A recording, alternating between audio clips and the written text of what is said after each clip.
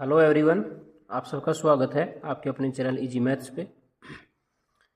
देखिए प्यारे बच्चों, आज अपन क्लास 8 की गणित का एक मॉडल पेपर करेंगे।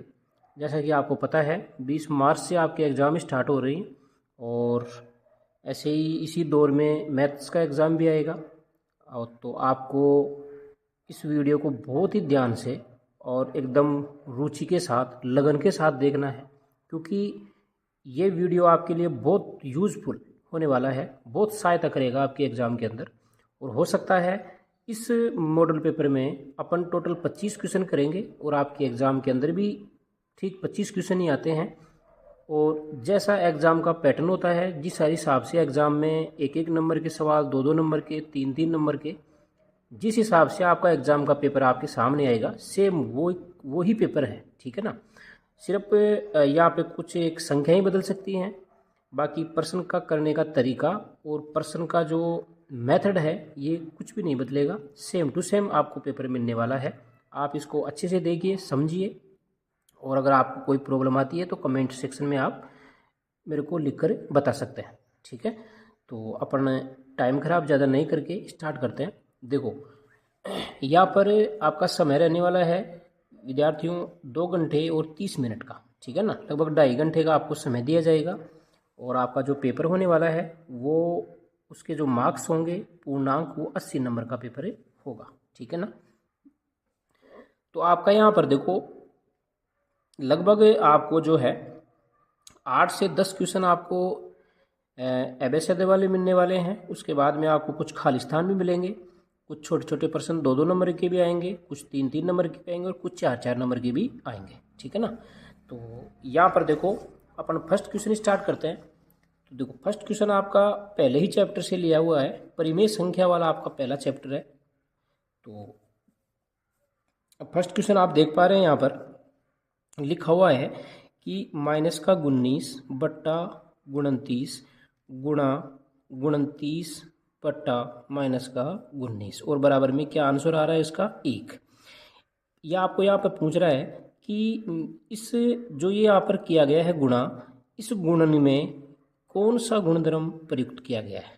ठीक है ना, यहाँ पर कौन सा गुणधर्म लग रहा है। तो आपको पता होगा कि जब एक बिन को, यहाँ पर देखो माइनस का 19 बट्टा 29 लिखा हुआ है, फिर इसको गुणा किया गया है इसी बिन से, लेकिन इसको उल्टा करके, है ना।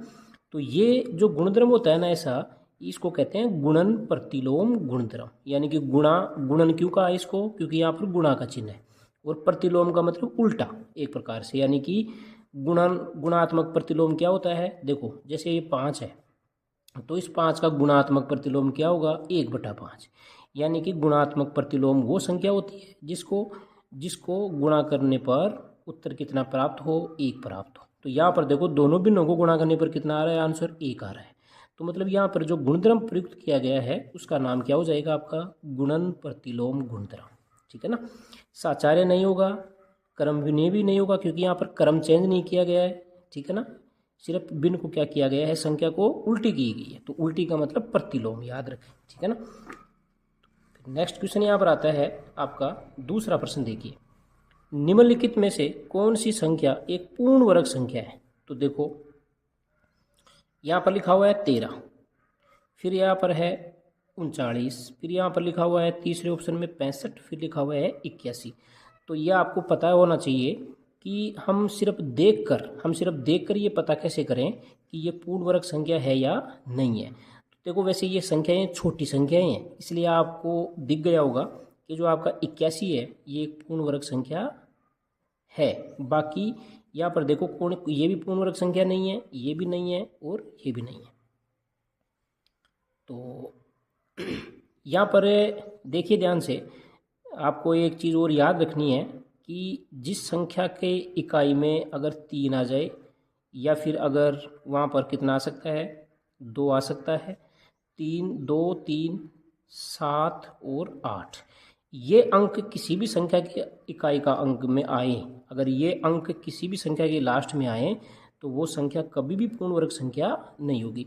तो यहाँ पर देखो 3 है तो ये नहीं होगी, यहाँ पर 5 है, 5 तो हो सकता है ना, और 9 भी हो सकता है लास्ट में। जैसे देखो 3 है तो 3 का वर्ग करते हैं तो कितना आता है अपना, 9 आता है। तो यानी कि जिस संख्या का इकाइकांक 9 होता है उस वो तो क्या हो सकती है, पूर्ण वर्ग संख्या हो सकती है। जैसे यहाँ पर लिख सकता हूँ मैं 25, तो क्या 25 पूर्ण वर्ग संख्या नहीं है?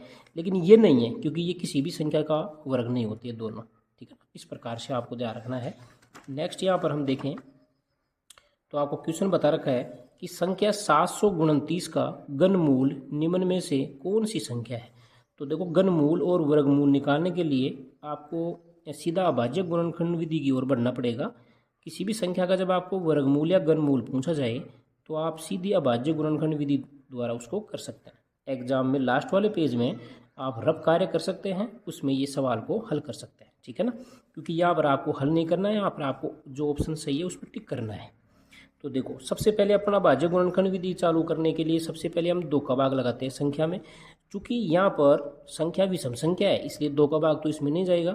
तो नहीं जाएगा तो फिर हम चेक करेंगे कि इसमें 3 का भाग जाएगा या नहीं जाएगा। तो देखो, 3 का भाग जाएगा या नहीं जाएगा, ये चेक करने के लिए संख्या के अंकों को योग जोड़ते हैं, ठीक है ना। संख्या में 9, 2 और 7 है, तीनों का जब आप योग करेंगे तो इसका योग आएगा 18, और 18 3 से विभाजित होता है। इसका मतलब ये संख्या भी 3 से क्या होगी, विभाजित हो जाएगी। तो यहाँ पर 3 का भाग लगाएंगे हम 7 में, ऐसे कर सकते हैं आराम से, आप ऐसे भाग कर सकते हैं। 3 दूनी 6, फिर यहाँ पर एक शेष बचा, उतार लिया हमने 2, फिर 3 चौका 12, फिर यहाँ पर शेष पल बचेगा आपका 0, और फिर हम ये 9 वाला 9 उतार लेंगे तो 9 में 3 का भाग चला जाएगा कितनी बार, 3 बार। तो यहाँ पर आप देख पा रहे हैं कि नीचे कितना लिखेंगे, 243। फिर 243 में भी 3 का भाग चला जाएगा। क्यों चला जाएगा, क्योंकि 7 और 3 9, ये सॉरी 4 और 3 7 और 2 9 होता है, और 9 3 के पहाड़े में आता है, इसलिए। तो देखो, यहाँ पर फिर से आप ऐसे 243 को विभाजित कर लो 3 से, तो 2 में भाग देंगे नहीं जाएगा, तो 24 में देंगे तो कितनी बार जाएगा, लगभग 8 बार। 8 बार जाएगा, माइनस करेंगे तो शेष 0, उतार लेंगे कितना, 3, फिर 3 में 3 का भाग देंगे तो 1 बार, यानी कि ये 81 यहाँ पर लिख देंगे। फिर 81 में किसका भाग जा सकता है, 3 का, फिर से चला जाएगा। अब 3 का भाग 81 में देंगे तो आप ऐसे लिख के दे सकते हैं, 3 दूनी 6, यहाँ पर 2 बाकी, 1 उतार लिया तो कितना हो गया, 21। 21 में 3 का भाग फिर से देंगे तो कितनी बार चला जाएगा, 7 बार। तो यहाँ पर लिख देंगे, अगर आपको 27 का फाड़ा आता है तो आप डायरेक्ट कर सकते हैं, 27 3 81 होता है। फिर 3 के फाड़े में तो 27 आता है, कितनी बार फाड़ा बोलते हैं, 9 बार। फिर 9 के अंदर भाग दे देंगे 3 का, कितनी बार चला जाएगा, 3 बार चला जाएगा। और फिर 3 का देंगे तो लास्ट में कितना आ गया, 1 आ गया। इस प्रकार से यह आपका बन गया गुणनखंड आए। ये इनको क्या कहते हैं, गुणनखंड कहते हैं। 729 के 1 2 3 4 5 6 गुणनखंड आए। तो इन 6 गुणनखंडों को ऐसे क्या कर लेंगे, लिख लेंगे, ठीक है। लिखने के बाद में आपको अगर घनमूल पूछा है तो आप 3 3 के जोड़े बनाइए, और आपको अगर वर्गमूल पूछा जाए तो आप 2 2 के जोड़े बनाएंगे। चूँकि यहाँ पर घनमूल पूछा है तो 3 का जोड़ा बना लिया। 3 के जोड़े में से एक 3 को क्या ले लेना है, बाहर ले लेना है, ठीक है, दोनों में से, और बीच में गुणा का चिन्ह। 3 को 3 से गुणा करेंगे तो 9, यानी कि 729 का जो घनमूल आएगा वो कितना आएगा, 9 आएगा। इस प्रकार से आपको करना है। एग्जाम में हो सकता है 729 की जगह और कोई सवाल आ जाए, कोई संख्या चेंज हो सकती है, आप घबराए नहीं, ऐसे ही करना है आपको, ठीक है। चौथे प्रश्न में आपको यहाँ पर बोला गया है कि 3 की घात m गुणा 3 की घात -3 बराबर 3 की घात 5 हो तो m का मान ज्ञात कीजिए। तो यहाँ पर देखिए, अपन करते हैं इसको। प्रश्न आपको दिया हुआ है 3 की घात m गुणा 3 की घात -3 बराबर 3 की घात 5, यही प्रश्न है आप। तो यहाँ पर आपको क्या निकालना है कि m की जगह कितना आएगा। तो आपको ये पता होना चाहिए कि जब 2 संख्याओं का आधार बराबर होता है और उनके बीच में गुणा का चिन्ह हो तो उनकी घातें आपस में क्या हो जाती हैं, जुड़ जाती हैं। तो यानी कि 3 की घात m प्लस कितना जोड़ेंगे इसमें, -3 जोड़ेंगे, क्योंकि ये घात -3 है, और बराबर में आपको क्या दे रखा है, 3 की घात 5। यहाँ से हम अगर आगे करें तो देखो m, इस ब्रैकेट को जब आप यहाँ से खोलेंगे तो प्लस का चिन्ह और ये माइनस का चिन्ह दोनों आपस में गुणा होंगे, तो चिन्ह किसका आएगा, माइनस का। यानी कि इसको हल किया आपने, m -3 आया, बराबर में कितना दे रखा है, 3 की घात 5। फिर हम थोड़ा सा और इसको हल करें आगे, तो देखो यहाँ पर अब चूंकि यहाँ पर हम देख रहे हैं कि बराबर के इधर भी और इधर भी आधार क्या है, समान है। नीचे 3 है, इधर भी 3 है। तो जब आधार समान हो और संख्याओं के बीच में बराबर का चिन्ह हो तो उनकी घातें भी आपस में क्या होती हैं, बराबर होती हैं। ये नियम है, इसको याद रखना, ठीक है। अगर दोनों तरफ आधार समान है तो उनकी घातें भी क्या होंगी, समान होंगी। मतलब इस घात के बराबर ये घात होगी, तो हम क्या लिख सकते हैं कि m-5 बराबर 5। यहाँ से हम क्या करेंगे, पक्षांतरण आपको आता है तो आप कर सकते हैं। m को ऐसे कैसे रखना है, क्योंकि m का मान हमें ज्ञात करना है, ये चर है, और चर का मान ज्ञात करने के लिए अक्षरों को क्या कर देंगे, एक तरफ कर देंगे। देखो इधर तो 5 पहले से ही है, ये -5 जब आप इसको इधर पक्षांतरण करेंगे तो ये किसका हो जाएगा, +5 हो जाएगा। तो यहाँ से आपका जो m का मान आ जाएगा वो आ जाएगा कितना, 10। तो आपका उत्तर क्या आ गया, 10 आ गया। अब ये प्रश्न आपको क्योंकि एबेसडे में दिया हुआ था तो आपको ये करना ही पड़ेगा। लास्ट के उत्तर को पकड़ने के लिए हमारे को ये करना ही पड़ेगा। अगर आपको ये क्वेश्चन वैसे 2 नंबर का दिया जाए तो आप इस प्रकार से इसका हल करेंगे, ठीक है। ये आपको ध्यान रखना है। तो ऑप्शन देखते हैं। ऑप्शन में यहाँ पर आपको देखो, ऑप्शन में यहाँ पर आपको दिया हुआ है, यहाँ पर अपने क्या कर दिया, थोड़ा सा मिस्टेक कर दिया। 5 की जगह कितना है, 3 है ना। तो ये 3 इधर जाएगा तो ये प्लस का हो जाएगा, यानी कि आंसर 10 नहीं आएगा, 8 आएगा, ठीक है ना। ये मैंने गलती से यहाँ पर 5 लिख दिया था, 3 है यहाँ पर, ठीक है ना। देखो तो यहाँ पर आंसर कितना आएगा आपका, 8 आ जाएगा। ये थोड़ा आप भी ध्यान रखें एग्जाम के अंदर। नेक्स्ट सवाल देखिए, संख्या 0.000035 का मानक रूप बताना है, ठीक है ना। तो देखो आप ध्यान से, यहाँ पर आपका 5वां सवाल है। 0.4 बार 0 है और फिर 3 5। इस सवाल का हल कैसे करें, इस सवाल को ये है इसका सामान्य रूप, ठीक है ना। इसको कहते हैं सामान्य रूप। हमें क्या निकालना है, इसका मानक रूप बताना है। मानक रूप का मतलब होता है घात के रूप में लिखना है इसको, ठीक है ना। इसको किसके रूप में लिखना है भाई, घात के रूप में। अब आप ध्यान से देखिए इधर कि इस संख्या में कितने अंक पहले पॉइंट है, तो 1 2 3 4 5 6 अंक पहले पॉइंट है। तो पॉइंट कब लगता है, जब हम इस संख्या को भाग देते हैं, है ना, तब पॉइंट लगता है। तो इस संख्या में 6 अंकों से पहले पॉइंट है, इसका मतलब कहीं ना कहीं नीचे कितनी जीरो हैं, 6 जीरो हैं। तो 1 2 3 4 5 6। अब जब आपने नीचे 6 जीरो लगा दी तो ऊपर अब दशमलव वाली संख्या नहीं आएगी, ऊपर कितना आएगा, ओनली 35। अगर आप यहाँ पर इसको फिर से अगर बदलेंगे तो आपको पता है नीचे 6 जीरो हैं, 6 जीरो का मतलब होता है ऊपर 6 अंक पहले पॉइंट आ जाता है बाईं साइड में, ठीक है ना। तो अब ये अगर आप इसको फिर से चेंज करेंगे तो ये संख्या बन जाएगी, यानी कि इस संख्या को आप ऐसे लिख सकते हैं, ठीक है। तो अब आप देखो उसको आगे सोल्व करते हैं। तो यहाँ पर लिखेंगे 35 और बटे में क्या करेंगे, बटे के अंदर आप देखेंगे यहाँ पर 1 2 3 4 5 6 जीरो है। 6 जीरो का मतलब है 10 6 बार गुणा हो रहा है ना। 10 कितनी बार गुणा हो रहा है, 6 बार। तो क्या 10 से 6 बार गुणा हो रहा है तो हम 10 की घात 6 नहीं लिख सकते क्या उसको, एक ही बात है। अगर 10 को आप 6 बार गुणा करेंगे तो 10 की घात 6 लिख सकते हैं। अब देखिए आपने एक घातांक और करने के अंदर एक नियम पढ़ा होगा, जब एक की घात -n हो तो उसको हम घात को प्लस बनाने के लिए इसको नीचे डाल सकते हैं ऐसे, ठीक है।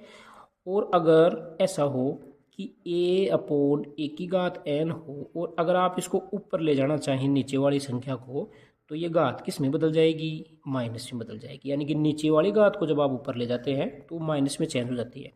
तो इसको फाइनली अपन लिख सकते हैं बच्चों 35 इंटू, ठीक है ना, 35 गुणा में 10 की पावर -6। ये उत्तर हो जाएगा अपना, ठीक है। आप इसको डायरेक्ट भी कर सकते हैं, 1 2 3 4 5 6। तो आप डायरेक्ट 10 की घात -6 से गुणा कर दीजिए, क्योंकि यहाँ पर क्या है, पॉइंट है, ठीक है ना। अगर ये ही जीरो आगे होती तो अपन +6 से गुणा, ये -6 से गुणा नहीं करते, 10 की घात +6 से गुणा कर देते इसको, ठीक है ना। तो यहाँ पर अपना आंसर मिला लेते हैं। अपना आंसर आपका हो जाएगा यहाँ पर देखो 35 गुणा 10 की घात -6 कहीं पे भी नहीं दे रखा, 10 की घात 5 दे रखा है, ऑप्शन में 10 की घात 5 आ रहा है। तो आप थोड़ा सा और धैर्य रखें। अगर आपका आंसर नहीं मिल रहा है तो आप आगे क्या करेंगे, आगे आपको करना है इस 35 को अगर मैं ऐसे लिख दूं, यहाँ पर अगर मैं इस 35 में भाग दे दूं 10 का, ठीक है, तो इस 35 में 10 का भाग देंगे तो ये क्या बन जाएगा, ये बन जाएगा 3.5। अब 35 को मैं क्या लिख सकता हूँ, 3.5 बट्टा ये 3.5 और गुणा में क्या लिख सकता हूँ 10। यानी कि जब आप 3.5 को वापस 10 से गुणा करेंगे तो फिर से आपकी कौन सी संख्या बन जाएगी, 35। इसका मतलब ये हुआ कि 35 को अगर आप 3.5 लिखते हैं तो 1 10 तो ये और 10 की घात 6 ये। तो आपको पता है जब आधार समान होता है तो घातें आपस में जुड़ जाती है। यहाँ पर तो 10 की घात 1 है और यहाँ पर क्या है -6 है। तो आपका बराबर आंसर आ जाएगा 3.5 गुणा 10 की घात, देखो ये माइनस से प्लस माइनस हो जाएगा यानी कि 1 - 6। तो आंसर आ जाएगा 3.5 गुणा 10 की घात -5। ठीक है, ये आंसर इस प्रकार से आ जाएगा। ठीक है, तो आपका ऑप्शन नंबर ब सही हो जाएगा। ठीक है, नेक्स्ट यहाँ पर सवाल दिया गया है आपको, एक फ्रॉक का सूची मूल्य ये दे रखा है। कोई कपड़ा है, कपड़े का आपको मूल्य दे रखा है, कपड़े का मूल्य 220 रुपये है। ठीक है ना, कपड़े का मूल्य कितना है भाई, 220 रुपये। अब सूची मूल्य का मतलब होता है अंकित मूल्य। ठीक है, मार्क प्राइस, अंकित मूल्य आपको दे रखा है यहाँ पर 220 रुपये। सेल में 20% बट्टे की घोषणा की जाती है, यानी कि बट्टा का मतलब क्या होती है, छूट।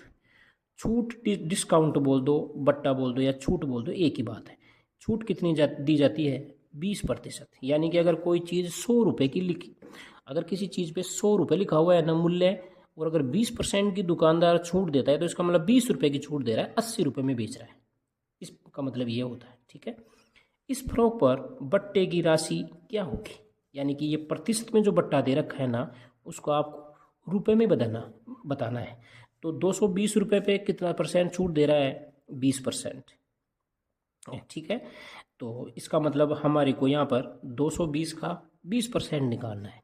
तो देखो, किसी भी संख्या का जब आप प्रतिशत निकालते हैं तो उस संख्या को प्रतिशत से गुणा करते हैं और फिर प्रतिशत का चिन्ह हटाने के लिए बट्टे में क्या डाल देते हैं, 100। तो यहाँ से आपका जो आंसर हो जाएगा, देखो 2 जीरो से 2 जीरो कट जाएंगे ऐसे। ठीक है, और 22 को 2 से गुणा करेंगे तो 44 रुपये, यानी कि ऑप्शन नंबर ब सही हो जाएगा। यानी कि कितने की छूट मिली आपको, रुपये में पूछे तो 44 रुपये की छूट मिले। ठीक है, आपको रुपये में छूट देकर प्रतिशत में भी छूट पूछी जा सकती है, ये भी आपको ध्यान रखना है। नेक्स्ट सवाल आता है, निम्न में से कौन सा कथन सत्य है। तो देखो, सभी आयत वर्ग होते हैं, बिल्कुल सही बात है। सभी जो आयत होते हैं वो वर्ग होते हैं क्या, नहीं, गलत बात है, सही नहीं है, गलत है। सभी आयत वर्ग नहीं होते, सभी वर्ग आयत हो सकते हैं, ये आपको ध्यान रखना है। ठीक है ना, क्योंकि आयत में आपको पता है वर्ग में तो चारों भुजाएं बराबर आती हैं, लेकिन आयत में आमने सामने की भुजाएं क्या आती हैं, बराबर आती हैं। इसलिए सभी आयत कभी भी वर्ग नहीं हो सकते, ये गलत है। सभी वर्ग समलंब चतुर्भुज होते हैं, ये भी गलत है। देखो, सभी वर्ग, एक मिनट, सभी वर्ग यानी कि वर्ग में आमने सामने की भुजाएं बराबर होती हैं, चारों भुजाएं बराबर होती हैं और समानांतर भी होती हैं। और समलंब चतुर्भुज की क्या परिभाषा होती है कि जिसमें भुजाओं का एक जोड़ा क्या हो, समानांतर हो, यानी कि ये समलंब चतुर्भुज है आपका।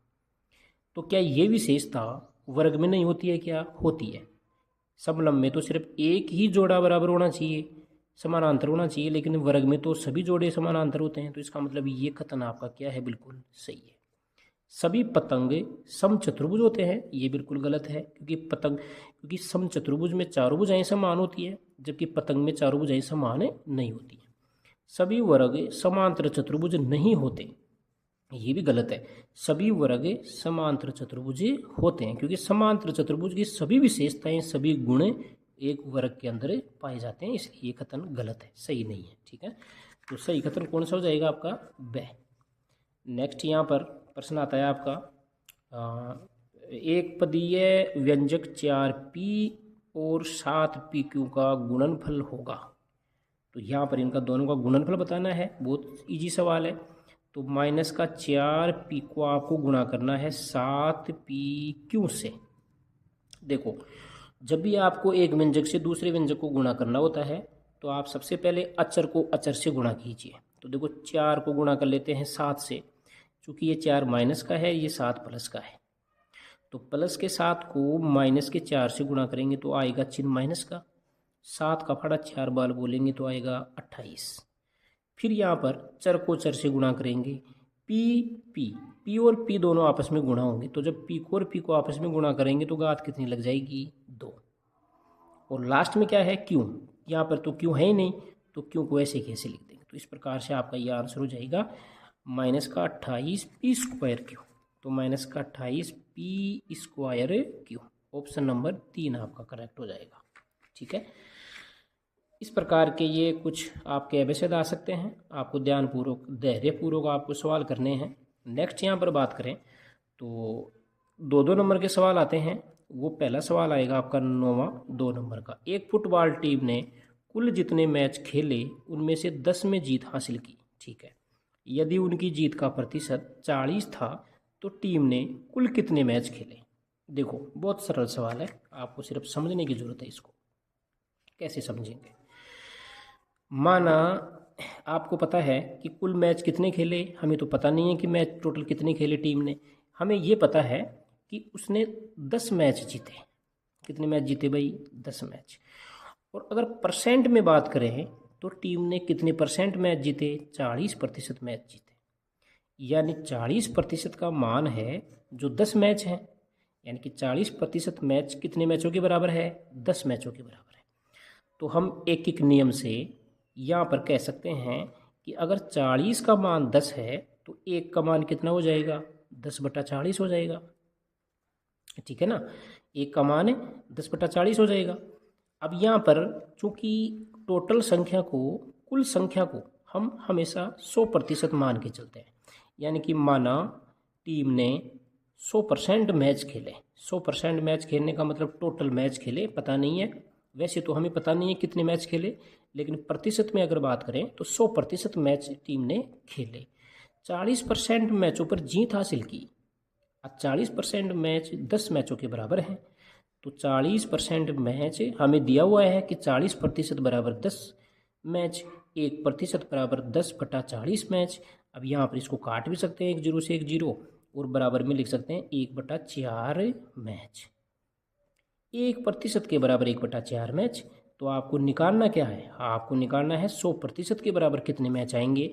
तो 100% के बराबर आ जाएंगे 1/4 गुणा में 100। तो 4 का भाग जब आप 100 में लगाएंगे तो कितनी बार जाएगा? 25 बार। तो यानी कि 100% मैच कितने मैचों के बराबर होंगे? 25 मैचों के बराबर। यानी कि टोटल मैच कितने खेले थे? 25। इस प्रकार से आपको हल करना है। ठीक है, नेक्स्ट सवाल यहाँ पर देखते हैं 10 नंबर का जो सवाल है आपका वो है 12a² b + 15ab² के गुणनखंड कीजिए।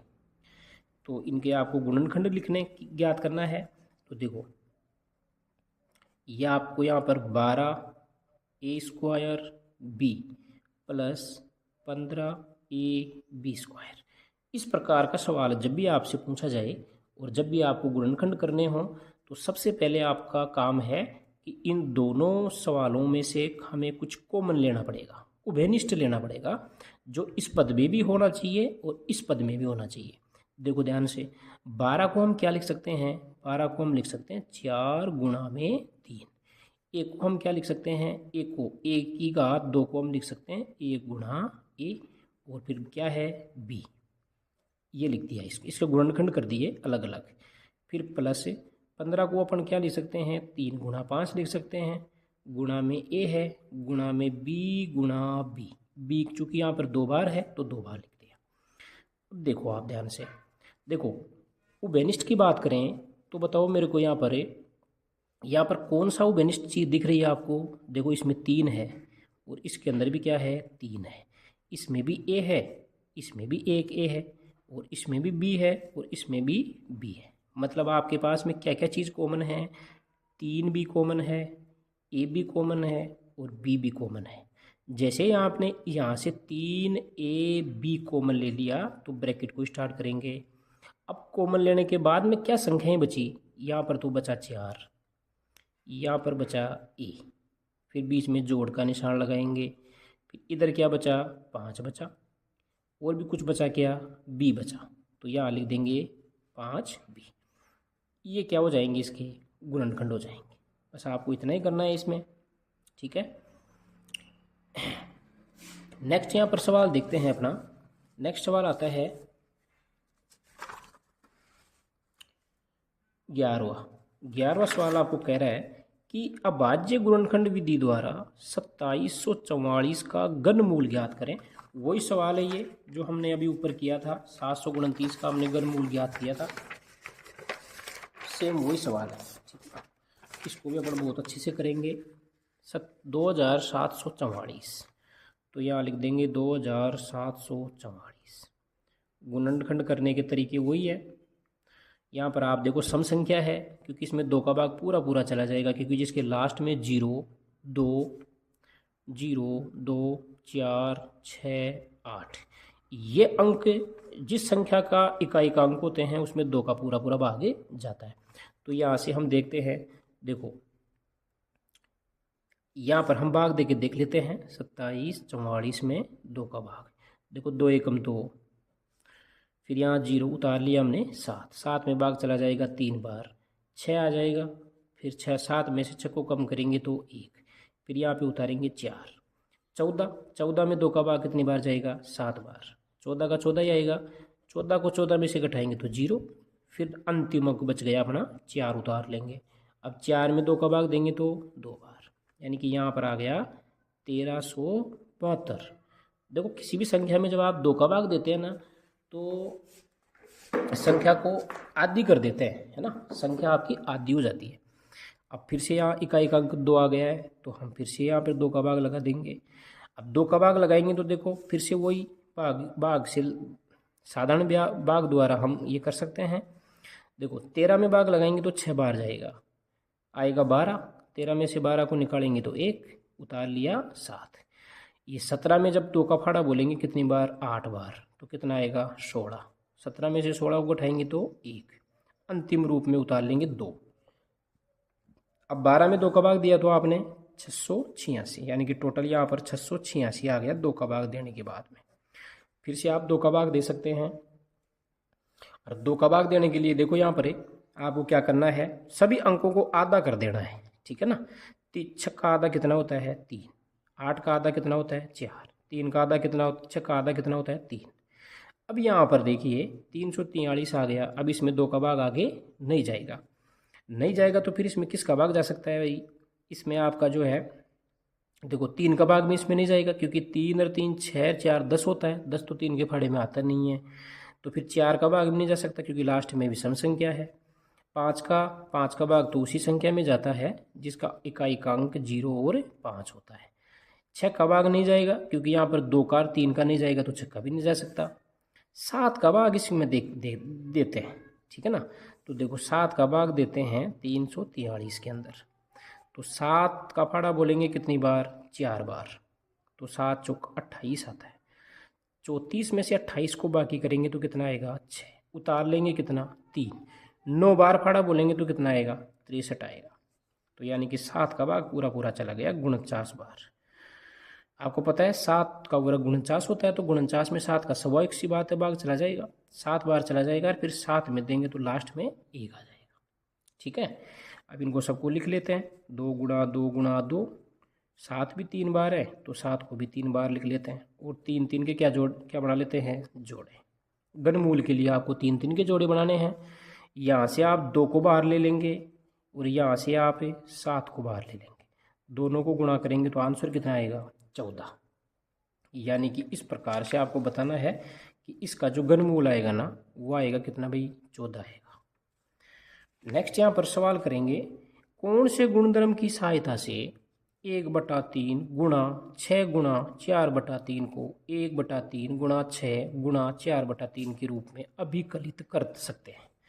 तो देखो आपने एक चीज़ पढ़ी होगी कि अगर कोई संख्या a है उसको गुणा करते हैं अपन संख्या b गुणा c से, तो इस संख्या को इन इन चीज़ों को अपन ऐसे भी लिख सकते हैं। अपन यहाँ पर कैसे लिख सकते हैं भाई, इनको अपन ऐसे भी लिख सकते हैं कि a गुणा b और बाहर किसको लिख दिया, c को। देखो यहाँ पर जैसे मान लो 2 है, b की जगह मान लेते हैं 3 है और c की जगह मान लेते हैं 4 है। ठीक है, इधर a की जगह कितना माना आपने, 2 माना, b की जगह कितना माना, 3 माना और c की जगह कितना माना था, 4। अब देखते हैं कि इधर रिजल्ट अपना आंसर और इधर आंसर बराबर आता है क्या। ठीक है, तो देखो 4 का फाड़ा 3 बार बोलेंगे तो 12 और 12 का फाड़ा 2 बार बोलेंगे तो 24। इधर भी 24 आता है क्या, देखो 2 का फाड़ा 3 बार बोलेंगे तो 6 और 6 का फाड़ा फिर 4 बार बोलेंगे तो 24। इस नियम को कहते हैं गुणन सहचार्यता। ठीक है ना, इस नियम का नाम होता है गुणन सहचार्य गुणधर्म। तो अब यहाँ पर आपका सवाल देखो, आप देखो ये a है, ये b है, ये c है। तो यहाँ पर क्या किया हुआ है, c को बाहर निकाल दिया और a को अंदर डाल दिया। तो देखो, तो ये कौन सा गुण हो जाएगा, इस रूप का ये गुण है, इस रूप में लिखी हुई है आपकी संख्याएं, तो इसका गुण का नाम हो जाएगा सहचार्यता। सहचार्यता गुणधर्म का यहाँ पर पालन किया गया है। ठीक है, यह आपका आंसर हो जाएगा। आप पेन और कॉपी साथ में रखिए, क्वेश्चनों को और उनके आंसरों को आप उतारते जाइए। ठीक है ना। नेक्स्ट यहाँ पर देखेंगे, अब हम यहाँ पर 4-4 नंबर के क्वेश्चन हैं, 10 क्वेश्चन 4-4 नंबर के 40 अंक के दे रखे हैं। और उसमें पहला प्रश्न आपको बताया गया कि किसी छात्रावास में विभिन्न भाषाएं बोलने वाले विद्यार्थियों की संख्या नीचे दी गई है। इन आंकड़ों को एक पाई चार्ट द्वारा प्रदर्शित कीजिए। अब आपको यहाँ पर पाई चार्ट बनाना है, और पाई चार्ट बनाने के लिए आप क्या करेंगे, देखिए चूँकि यहाँ पर देखिए आप ध्यान से, हिंदी भाषा बोली जाती है 40 बच्चों के द्वारा, अंग्रेजी 12 बच्चे बोलते हैं, मराठी 9 बच्चे, तमिल भाषा 7 बच्चे, बंगाली 4, और इन सब का योग कितना है, 72 बच्चे हैं टोटल। कितने बच्चे हैं भाई, 72। अब यहाँ पर हम इसका पाई चार्ट बनाने के लिए क्या करेंगे, देखिए पाई चार्ट चूँकि आपको पता है, वृत्त चित्र बोल दो या उसको पाई चार्ट भी बोल सकते हैं। ये पाई चार्ट है, यहाँ पर इसका केंद्र बिंदु होता है, यहाँ पर क्या होता है, केंद्र बिंदु। टोटल बच्चे कितने हैं अपने पास में, 72। अब आप थोड़ा सा ये ध्यान देंगे बच्चों कि जो ये 72 है, टोटल विद्यार्थी कितने हैं भाई स्कूल के अंदर, 72 विद्यार्थी हैं, अलग अलग भाषाएं बोलते हैं। ठीक है ना। तो यहाँ पर ये पूरा जो चक्र होता है अपना, पूरा जो गोला होता है अपना, ये कितने डिग्री का होता है, ये आपको ध्यान रखना है। तो ये होता है 360 डिग्री का। ठीक है, यानी कि हम ऐसा कह सकते हैं कि जो 72 बच्चे हैं ये डिग्री में कितने के बराबर होने चाहिए, 360 डिग्री के बराबर होने चाहिए। ठीक है ना, ये आपको ध्यान रखना है। तो यहाँ पर अगर मैं बात करूँ कि एक बच्चा, अगर देखो 72 बच्चे 30 डिग्री के बराबर है, तो एक बच्चा कितने डिग्री के बराबर हो जाएगा, 360/72। जब इसको हम काटेंगे तो देखो 360 में और 72 में 36 का भाग लगाते हैं, तो 36 का फाड़ा 2 बार बोलते हैं तो 72, और 36 का फाड़ा 10 बार बोलते हैं तो 10, यानी कि ऊपर तो 10 आ गया और नीचे 2 आ गया, बराबर में आ गया 5, यानी कि एक बच्चा 5 डिग्री के बराबर है। तो अब देखो आप थोड़ा ध्यान से, अब इस पे आपको बिल्कुल ध्यान देना है। सबसे पहले हम बात करेंगे हिंदी, सबसे पहले हम हिंदी की बात करेंगे। तो हिंदी में कितने बच्चे बोलते हैं हिंदी भाषा, 40 बच्चे। अब आप थोड़ा सा सोचिए कि एक बच्चा कितने डिग्री के बराबर आया था, 5 डिग्री के बराबर आया था। तो क्या 40 बच्चे कितने डिग्री के बराबर आएंगे, गुणा 5, तो 40 गुणा 5 बराबर आता है 200 डिग्री, यानी कि हिंदी भाषा बोलने वाले बच्चे 200 डिग्री के बराबर हैं। ठीक है, इस प्रकार से हम सभी की डिग्री निकाल लेते हैं यहाँ पर। अब यहाँ पर अंग्रेजी बोलने वाले बच्चे कितने हैं भाई, 12 बच्चे हैं। तो 12 बच्चे, एक बच्चा 5 डिग्री के बराबर था, तो 12 बच्चे कितनी डिग्री के बराबर हो जाएंगे, 60 डिग्री के बराबर हो जाएंगे। इसी प्रकार से मराठी भाषा बोलने वाले जो बच्चे हैं वो हैं आपके ओनली 9 बच्चे। एक बच्चे की डिग्री 5 डिग्री है। एक बच्चा कितनी डिग्री के बराबर है? 5 डिग्री के बराबर। तो 9 बच्चे कितनी डिग्री के बराबर हो जाएंगे? 45 डिग्री। यानी कि मराठी का जो खाना बनेगा, जो कोण बनेगा ना, है ना बच्चों, जो मराठी भाषा का जो हम कोण बनाएंगे वो 45 डिग्री बनाएंगे। नेक्स्ट यहाँ पर आता है तमिल भाषा। तो देखो तमिल भाषा यहाँ पर 4 बच्चे बोलते हैं। एक बच्चा 5 डिग्री के बराबर है, तो 4 बच्चे 20 डिग्री के बराबर हो जाएंगे। इसी प्रकार से हम सभी की डिग्रियाँ निकाल लेंगे। यह आपका बंगाली भाषा बोली जाती है आपकी, सॉरी यहाँ पर जो है तमिल भाषा 7 बच्चों के द्वारा बोली जाती है ना, 7 बच्चों के द्वारा तमिल भाषा बोली जाती है। तो तमिल वाला कोण कितने डिग्री का आ जाएगा? 35 डिग्री का। यहाँ पर लिख देंगे 35 डिग्री। नेक्स्ट यहाँ पर आता है 4। तो यहाँ पर 4 बच्चे बोलते हैं बंगाली। एक बच्चा 5 डिग्री के बराबर है, तो बंगाली वाला जो डिग्री बनेगा कितना बन जाएगा? 4 5 20 डिग्री। अब इन सबको आप जोड़ के भी देख सकते हैं। इन सब का जो योग आएगा बच्चों वो 360 डिग्री आएगा, यानी कि 360 डिग्री में पूरे बच्चे हैं। अब किस भाषा का कितना कोण बनाना है यहाँ से आप देख सकते हैं। अब हम हमारा चांदा लेंगे और चांदे की सहायता से ये कोण बनाना सीखेंगे। तो देखो पहले बच्चों इस प्रकार से जो है आप यहाँ पर ये बना सकते हैं, ठीक है ना। क्योंकि मेरे पास यहाँ पर चांदा नहीं है, आप चांदे को रखकर आराम से बना सकते हैं। आपको पता है कि जो सरल रेखा होती है ना, सीधी सरल रेखा, वो आपकी 180 डिग्री का कोण होता है। तो आपको यहाँ पर 200 डिग्री का कोण बनाना है, तो 200 डिग्री का कोण थोड़ा सा 180 से 20 ज़्यादा है ना, तो ये बन जाएगा आपका 200 डिग्री का कोण। यहाँ पर आप 200 डिग्री भी लिख सकते हैं और आप बाहर लिख सकते हैं हिंदी, ऐसे भी लिख सकते हैं, ठीक है। कि ये वाला जो खाना है, ये वाला जो भाग है, ये किसका है भाई? हिंदी का है। फिर यहाँ पर 60 डिग्री का कोण बनाएंगे आप। जैसे ही आप ये कोण बना दें तो इस पर आपको चांदा रखना है, ठीक है ना। यहाँ पर चांदे वाली जो लाइन आती है नीचे वाली, वो इस पर रहेगी और इस साइड में आप देखेंगे 60 कहाँ से है, वहाँ पर आप ऐसे बिंदु लगा के और इस प्रकार से आराम से सारे कोण बना पाएंगे, ठीक है ना। ये आपका पाई चार्ट होता है, ठीक है। नेक्स्ट क्वेश्चन देखते हैं यहाँ पर। अब 14 प्रश्न देखेंगे। 14 प्रश्न को आपको देखो 4 नंबर का प्रश्न है, प्रत्येक प्रश्न 1 नंबर का है। आपको मैच करवाना है, मिलाना है। तो देखो ध्यान से, ये आपका दे रखा है 2 की घात 2 और इसकी घात कितनी? 3।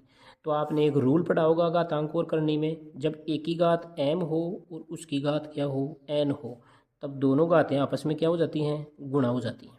और हम इसको लिख सकते हैं एक की घात m n, ठीक है ना, एक की घात m n। तो इन दोनों को गुणा कर देंगे तो 2 की घात कितनी बन जाएगा? ये 6 बन जाएगा। तो ये तो मिल गया तीसरे से। फिर यहाँ पर देखो 3 की घात -1, इसको आप क्या लिख सकते हैं? 1/3 लिख सकते हैं, क्योंकि घात को प्लस बनाने के लिए नीचे लेके आ जाते हैं। मैंने आपको पहले समझाया था पिछले प्रश्न में कि जब एक की घात माइनस का n होता है तो इसको 1/1 की घात n लिख सकते हैं, प्लस का n, ठीक है ना। घात को जब नीचे से ऊपर ले जाएंगे तो घात माइनस में हो जाएगी, और जब माइनस वाली घात को नीचे लाओगे तो वो प्लस में हो जाएगी, ठीक है। फिर यहाँ पर क्या दे रखा है आपको? प्लस दे रखा है, और लिख बता रखा है कि -4 की घात -1। तो क्या 4 की घात -1 को भी आप 1/4 लिख सकते हैं? तो यहाँ पर लिख देंगे 1/4।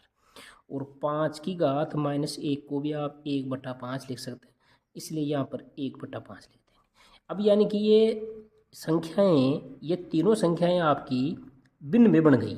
ये 3 भिन्नों को आपको क्या करना पड़ेगा? जोड़ना है। तो सिंपल सा जब आप इनको जोड़ेंगे तो देखो जोड़ेंगे तो कितना आएगा? हालांकि इसके पूरे के, ये जो पूरा है ना ऐसे, इसके घात क्या लगी हुई है आगे? 0। और आपको पता है अंदर चाहे कोई भी संख्या है, अंदर चाहे कुछ भी आए, अगर किसी संख्या की घात 0 होती है तो उसका मान हमेशा कितना आता है? 1 ही आता है। तो आपको यहाँ पर जोड़ने की आवश्यकता नहीं है, इसका मान कितना हो जाएगा? 1 हो जाएगा, ठीक है। नेक्स्ट यहाँ पर देखिए 1/2 की घात 3 और इस पूरे की घात कितनी है? 2। तो आपने एक नियम पढ़ा होगा कि जब एक a/b दोनों की घात जब n होता है तो a की घात भी n होगा और b की घात भी n होगा। तो इसी रूल का हम यहाँ पर उपयोग करेंगे, a की घात भी 2 करेंगे और 2 की घात पहले से 3 तो है ही, और 2 और हो जाएगी, मतलब ये 2 घात इस 3 से क्या हो जाएगी, गुणा हो जाएगी। तो यहाँ पर 1 की घात 2 का मतलब तो 1, और यहाँ पर 3 दूनी 6, यानी कि ये हो जाएगा आपका। ठीक है, अब चूंकि यहाँ पर आपको इस प्रकार का कोई भी उत्तर नहीं दे रखा, देखो यहाँ पर, तो हम क्या करते हैं, उत्तर प्राप्त करने के लिए इस 2 की घात 6 को ऊपर लेके चले जाते हैं। तो ये 2 की घात 6 जब ऊपर जाएगा, घात जब ऊपर जाती है तो किस में हो जाती है, माइनस में। तो आपका ऑप्शन नंबर 4 इसका सही आंसर हो जाएगा। अब एक ये बच गया आपका, जो इससे मिल जाएगा। अब ये कैसे मिलेगा वो देखिए, इसका आंसर 29 कैसे आया वो हम यहाँ पर ही हल करते हैं। ठीक है ना, तो देखो आपको पता है 1/2 और इसकी घात कितनी है, -2। तो क्या हम इस भिन्न को उल्टा कर दें ऐसे, तो घात किस में बन जाएगी, प्लस में बन जाएगी। आपको पता है एक रूल होता है, यदि a/b की घात -n है तो इस भिन्न को उल्टा करने पर अंश को तो हर बना दो और हर को अंश बना दो, तो ये घात प्लस में हो जाती है। तो अपन इसको ऐसे भी लिख सकते हैं। और आपको पता है 2 में जब 1 का भाग लगाएंगे तो 2 ही रहेगा, यानी कि 2 की घात 2 हो गया इसका मान, तो ठीक है ना। अब इसका मान क्या हो जाएगा, 3 की घात 2 हो जाएगा, प्लस में 3 की घात 2। फिर इसका मान क्या हो जाएगा, 4 की घात 2 हो जाएगा, क्योंकि ये भी तो ऊपर जाएगा ना, ये भी भिन्न भी तो उल्टी करेंगे तो घात इसकी तरह बन जाएगी। ठीक है ना, तो यहाँ पर ये 4 आ गया, 2 की घात 2 का मतलब 4, 3 की घात 2 का मतलब 3 गुणा 3 मतलब 9, और 4 की घात 2 का मतलब 4 गुणा 4 मतलब 16, और इन दोनों को तीनों को जोड़ेंगे तो कितना आएगा, 29 आएगा। ठीक है, इस प्रकार से आप ये सवाल, या आप स्क्रीनशॉट लेना चाहें तो ले सकते हैं इसका। नेक्स्ट यहाँ पर देखेंगे 16वां प्रश्न। रिक्त स्थानों की पूर्ति आपको यहाँ पर करनी पड़ेगी। तो देखो बेलन का कुल पृष्ठीय क्षेत्रफल, तो आपको बेलन का पृष्ठीय क्षेत्रफल याद होना चाहिए। बेलन का कुल पृष्ठीय क्षेत्रफल पूछा है ना। बेलन का वक्र पृष्ठ क्षेत्रफल अलग होता है और कुल वक्र पृष्ठीय क्षेत्रफल अलग होता है। तो यहाँ पर आपको ध्यान रखना है कि बेलन का अगर आपको कुल पृष्ठीय क्षेत्रफल पूछे तो वो होता है 2πr ब्रैकेट में h प्लस r, ये होता है। ठीक है, और अगर आपको बेलन का वक्र पृष्ठ या पार्श्व क्षेत्रफल पूछे तो वो कितना बताएंगे आप, 2πr/h। व्यंजक m² n गुणा n² p गुणा p² m का गुणनफल क्या होगा। तो देखो यहाँ पर ये गुणनफल आपको पहले करके चेक करना पड़ेगा। ठीक है ना, तो इसको देखते हैं आप।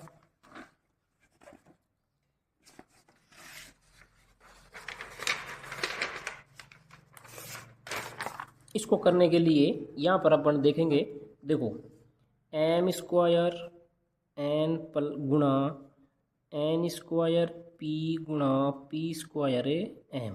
देखो यहाँ पर 2 m तो यहाँ पर है और इसमें तो m नहीं है, इसमें 1 m है। तो m² को जब m से गुणा करेंगे तो m की घात कितनी हो जाएगी, 3। देखो यहाँ पर 1 n है, यहाँ पर 2 n है, यहाँ पर कुछ भी n नहीं है। तो ये n² 1 n से गुणा होगा तो n की घात भी कितनी लग जाएगी, 3। और 1 p 2 p ये आपस में गुणा करेंगे इनको तो ये भी p की घात कितनी हो जाएगी, मतलब सबकी घात कितनी हो जाएगी, यहाँ पर 3 हो जाएगी। तो ये आपका आंसर हो जाएगा m की घात 3, n की घात भी 3 और p की घात भी 3। यहाँ पर आगे देखो 5xy के अखंडनीय गुणनखंड रूप हैं। तो 5xy इसके आपको गुणनखंड निकालने हैं, तो 5 गुणा x गुणा y। तो यहाँ पर लिख देंगे 5 गुणा x गुणा y, क्योंकि 5 के तो और कोई टुकड़े नहीं कर सकते ना, क्योंकि ये तो अभाज्य संख्या है, इसलिए ये हो जाएगा।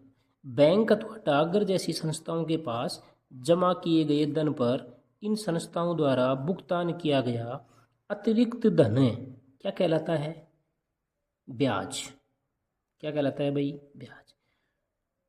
देखो बैंक और डाकघर जैसी संस्थाओं के पास हम जब धन जमा कराते हैं तो इन संस्थाओं द्वारा भुगतान के किया गया अतिरिक्त धन, यानी कि जो हमने दिया है वो पैसे तो देते ही हमें, कुछ ज़्यादा पैसे और देते हैं, तो वो क्या होता है, इंटरेस्ट होता है, ब्याज होता है। यह आपका राशियों की तुलना इस चैप्टर से ये प्रश्न लिया गया है।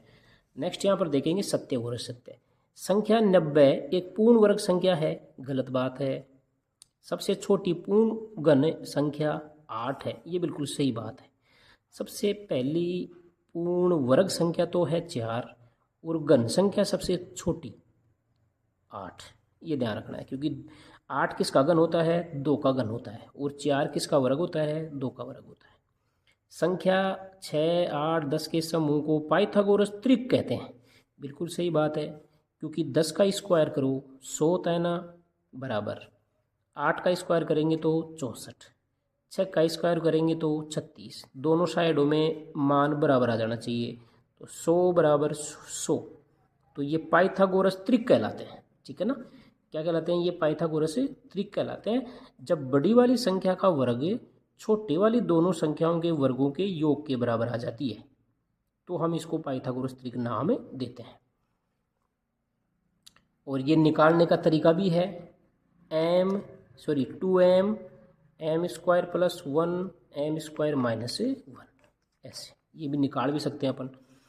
संख्या 529 का वर्गमूल 27 है, ये बिल्कुल गलत है ना। सही है क्या? ये बिल्कुल गलत है, क्योंकि 27 का जो वर्गमूल होता है, क्योंकि 25 का वर्गमूल कितना होता है भाई? 625। तो 27 का वर्गमूल तो ज़्यादा ही आएगा ना 600 से। तो 27 का वर्गमूल हम चेक कर लेते हैं। 27 को 27 से गुणा करके, तो देखो 7 को 7 से गुणा करें तो 49, हासिल की आई 4, 7 दूनी 14 और 4 18। फिर 2 को 7 से गुणा करेंगे तो 14 का 4, हासिल की 1, 2 दूनी 4 और 1 5, तो 9 12 और ये 729। तो जो आपका 27 का जो वर्ग आता है, 27 का जो वर्ग आता है फ्रेंड्स, वो आता है 729। लेकिन यहाँ पर 27 का वर्ग तो दे रखा है 529 और वर्गमूल दे रखा है 27, तो ये गलत है, ठीक है ना। ये आपको ध्यान रखना है। नेक्स्ट यहाँ पर देखिए 17वां प्रश्न कह रहा है आपको, यदि किसी डिब्बे की मिठाई को 24 बच्चों में बांटा जाए, प्रत्येक बच्चे को 5 मिठाई मिलती है। यदि बच्चों की संख्या में 4 की कमी हो जाए तो प्रत्येक बच्चे को कितनी मिठाई मिलेगी? ठीक है ना, ये आपको बताना है। तो बिल्कुल सीधा सा सवाल है। हम यहाँ पर क्या करेंगे? हम यहाँ पर कुल मिठाइयों की संख्या ज्ञात करेंगे पहले, कि डिब्बे में कुल मिठाइयाँ कितनी हैं, ठीक है ना। तो कुल मिठाइयाँ कितनी हो जाएंगी? देखो 24 बच्चे, एक बच्चे को कितनी मिठाइयाँ मिलती हैं? 5 मिठाई। तो आप 24 को 5 से गुणा करेंगे तो कितना आएगा? 120 मिठाइयाँ डब्बे के अंदर हैं। अब यहाँ पर 24 बच्चों में बांटा जाता है ना। आगे क्या करें? यदि बच्चों की संख्या 4 की कमी हो जाए, यानी कि अब कितने बच्चे रह जाएं? 20 बच्चे हो जाएं, लेकिन मिठाई तो वही 120 रहेंगे ना अपने पास में। तो अब आप ध्यान दीजिए कि अगर बच्चे 20 ही हों तो एक बच्चे को कितनी मिठाई मिलेगी? तो 120 में बच्चों की संख्या का क्या लगा देंगे? भाग लगा देंगे। तो 1 0 से 1 0 कट गई, 12 में 2 का भाग लगाया तो 6। देखो बच्चों की संख्या कम होगी तो मिठाइयों की संख्या बढ़ेगी। बच्चे पहले ज़्यादा थे, 5 मिठाई आ रही थी एक बच्चे के, अब बच्चे कम हो गए, 20 ही रह गए 24 में से, तो मिठाई 1 बढ़ गई, ठीक है। 6 मिठाई आएंगी अब एक बच्चे की। ऐसे आपको करना है। नेक्स्ट यहाँ पर 18 सवाल आता है, 18 नंबर का। समीकरण दे रखा है आपको समीकरण यहाँ पर दे रखा है 6x + 1 / 3 प्लस में 1 बराबर x - 3 बट्टा में 6।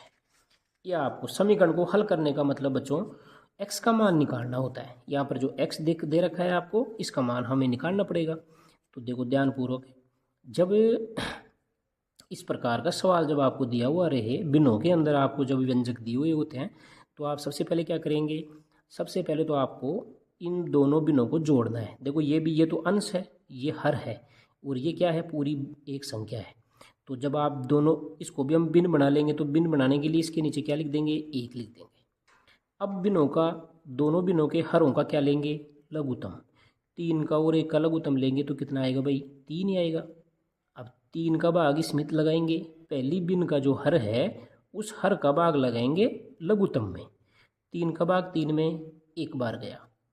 1 को ऊपर वाले अंश से क्या करेंगे? पूरे से गुणा। अब चूंकि यहाँ पर अंश में 2 संख्याएं हैं, 6x भी है और 1 भी है, लेकिन हमें इस पूरी संख्या को 1 से ही गुणा करना है, तो कोई प्रभाव नहीं पड़ेगा, ऐसे कैसे लिख देते हैं 6x + 1। अब आगे चलो, अब इस बिन का हर क्या लगाया था अपन ने? 1, क्योंकि 1 लगाने से कोई प्रभाव नहीं पड़ता है संख्या पर, इसलिए 1 लगा लिया। अब 1 का भाग लगाएंगे 3 में, तो ये 1 का भाग 3 में 3 बार चला जाएगा और 3 को 3 से गुणा करेंगे तो 3 ही आएगा। ये चिन्ह प्लस का लगा दिया यहाँ पर। बराबर में क्या दे रखा है, x माइनस 3 बट्टा में 6।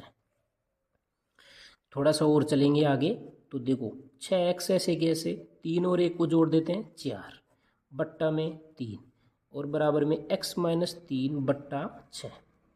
अब इसको आगे सोल्व कैसे करेंगे, अब इनको वज्र गुणा करेंगे, तिरछा गुणा करेंगे इनको। 6 को तो गुणा करना है इन दोनों संख्याओं से, तो देखो 6 गुणा 6x प्लस 4 बराबर इस 3 को गुणा करना है इन दोनों संख्याओं से, तो अंदर लिख देते हैं ब्रैकेट में x माइनस 3। अब ये साधारण गुणा हो गया, बाहर वाली संख्या को अंदर वाली दोनों संख्याओं से गुणा करेंगे तो 6 को 6 से गुणा किया तो 36, साथ में क्या है चर x, ऐसे कैसे रहेगा चर, तो फिर इस अचर को इस अचर से गुणा करेंगे, 6 का फाड़ा 4 बार बोलेंगे तो 24 बराबर ऐसे ही सेम ऐसे ही इधर करना है। 3 को x से गुणा किया तो 3x, क्योंकि अचर और चर आपस में कभी गुणा नहीं होते हैं, ये साथ लिख दिए जाते हैं, ठीक है ना। फिर यहाँ पर प्लस, यहाँ पर तो माइनस है और यहाँ पर क्या है प्लस का 3 है, तो चिन्ह किसका आएगा, माइनस का आएगा। 3 का फाड़ा 3 बार बोलेंगे तो 9। अब ये साधारण व्यंजक बन गया एक प्रकार का, ठीक है ना, ये साधारण समीकरण बन गई। अब हम x का मान ज्ञात करने के लिए क्या तरीका करते हैं, अपनाते हैं, चरों को एक तरफ करते हैं और अचरों को एक तरफ करते हैं।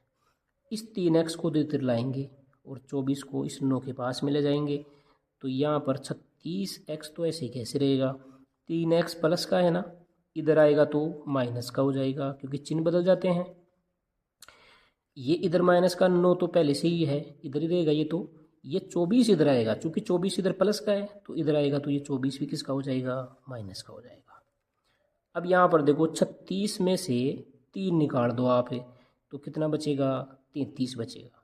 साथ में क्या लिख देना है, x भी लिखना है बराबर माइनस माइनस की संख्याएं हमेशा, समान चिन्ह की संख्याएं आपस में हमेशा जुड़ती हैं, घटती नहीं है। यहाँ पर आपको घटाना नहीं है, दोनों को जोड़ना है। तो यहाँ पर ये माइनस का कितना हो गया आपका 33, दोनों को जोड़ा तो। अब चूंकि हमें x का मान निकालना है तो जिस चर का मान निकालना होता है उसको बाईं साइड में ऐसे कैसे रख लेते हैं, और जो गुणा में जो राशि है उसको इधर पक्षांतरण करते हैं। और आपको पता है गुणा वाली राशि जब बराबर के इधर या उधर जाती है तो हमेशा भाग में जाती है, भाग का मतलब बट्टा नीचे।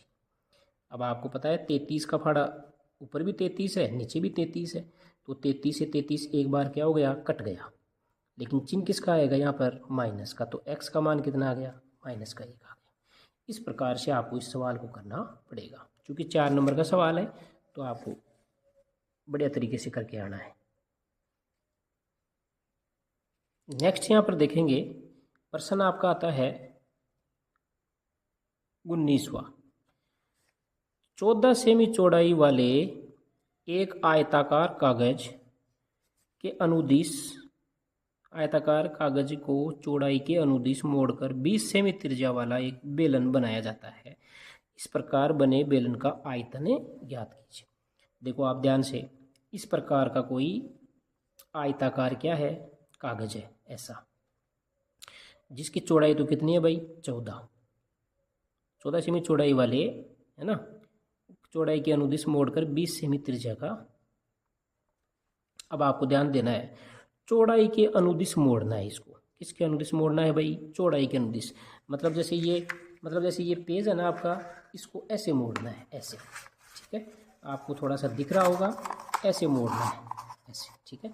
तो ये दोनों मुंह कैसे बन गए, इसके गोल बन गए, यानी कि ये बेलन जैसा बन गया। तो इस बेलन की जो त्रिज्या है वो कितनी है, त्रिज्या क्या होती है आपकी, बेलन के केंद्र बिंदु से इसकी परिधि तक खींची गई लाइन त्रिज्या होती है, ठीक है। त्रिज्या कितनी दे रखी है आपको, 20। यहाँ पर आपको त्रिज्या कितनी दे रखी है भाई, 20। तो आप यहाँ से स्टार्ट करेंगे कि जो बेलन की त्रिज्या को कहते हैं r, रेडियस, यह आपको दी हुई है 20 सेंटीमीटर। अब यहाँ पर चूंकि बेलन की आपको ऊंचाई भी चाहिए, क्योंकि बेलन का जब आयतन निकालते हैं तो उसकी ऊंचाई h भी हमें चाहिए। तो बेलन की ऊंचाई क्या हो जाएगी, देखो चौड़ाई के अनुदिश मोड़ रहे हैं ना, तो ऊंचाई इसकी हो जाएगी 14, ठीक है। जो इस कागज की ऊंचाई चौड़ाई होगी ना, वो आपकी बेलन की ऊंचाई बन जाएगी।